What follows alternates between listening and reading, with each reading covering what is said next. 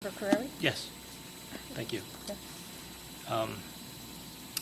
I heard from Mayor Shortway last week. He reached out to me because he heard that my family was being targeted with harassment because of who I am married to and the color of our children. Our mayor pledged any support my family needed and said he was certain that if it was necessary to go to law enforcement, the Vernon PD would be right there. I have no doubt that's true. First, I thank the mayor for his support in stating that hate has no home here. And I also want the community to know I was approached this spring by several parents of LGBT youth and young adults requesting a first ever Pride proclamation in Sussex County. Council President Murphy was more than supportive. She added it to the agenda, and no council members in this body opposed it. So the record shows that Vernon is open for business to everyone, regardless of gender, religion, ethnicity, who they are, or who they love. Vernon leaders have shown leadership on this issue, and residents I hear from have essentially said it's a non-issue. Now, to circle back to the mayor's comments, I let him know that I was unaware of any targeted harassment based on who I am or what my children look like. But to anyone listening now, I ask, if you witness this, if you hear or see something, say something. Our family has always felt welcome here, and most people I hear from are more concerned with their taxes than my family life. But while we are on the topic of hate, there has been much in the local news lately about hate and social media and its role in our lives here in Vernon.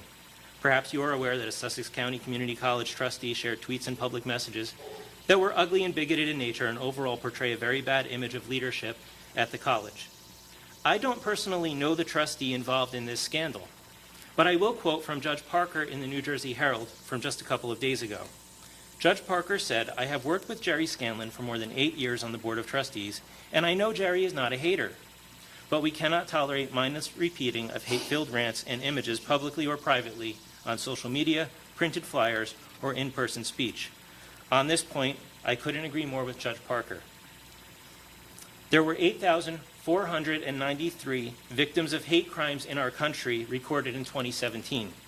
The top 3 targets were race, religion, and orientation. Charlottesville was just 2 years ago today. That was hate speech turned into hateful actions.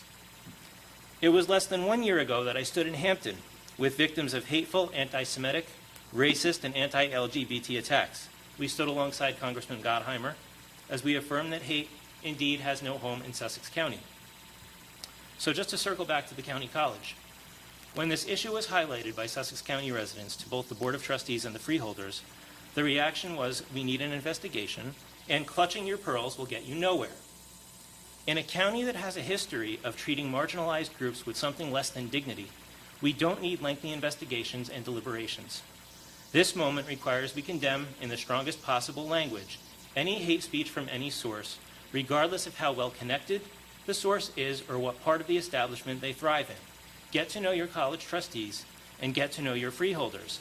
If someone had clutched their pearls the first time a county college official shared a racist, anti-Muslim, anti-LGBT bigoted message, there probably wouldn't have been a second, a third, or a fourth. There is an appropriate time for outrage. Further, I get to share this story with you because I'm privileged to sit in this seat, but there are kids out there and young adults out there in the Vernon community that attend Sussex County Community College, and they cannot sit here. So for their well-being, I'm going to ask this body to affirm through a resolution at our next meeting that hate has no home in Vernon. Thank you. Thank you.